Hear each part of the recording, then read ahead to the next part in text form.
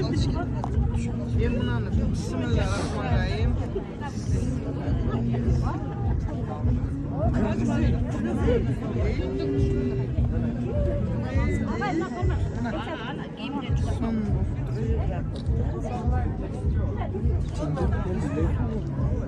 Buna Adış cemaatinin sümölögü açılatar. Buna Kırgız üyün tündü. Şekerlerinin şunday çıkışlıkta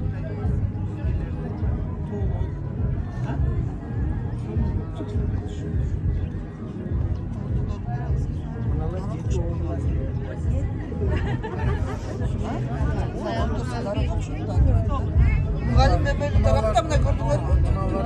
Bravo. Şu darak mı? Şu bunda.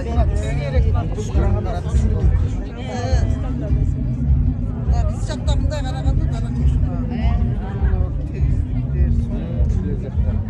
Büyük gölde lestesi olduğundan yemek var. Gerçekten. Gelmiyor şaşkın geldi. Ben alayım. Çaştım.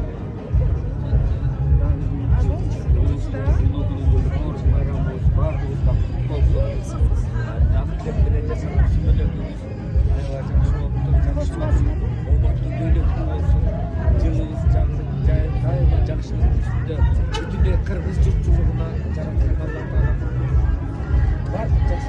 Bereketli var bolalı var. Yürüyüşleri hiç bolalı.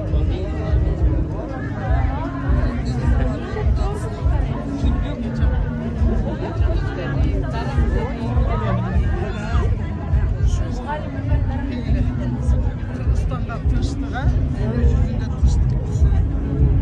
Vakfat kurmuş vardı bu tileklerimiz. Doğruzu gününde durağız. Vardı tileklerimiz de Allah'ın da Kuday nasip etsin. Kuday olsun. Kavulsun. Kırgızistan'ın vay güçlü memleket.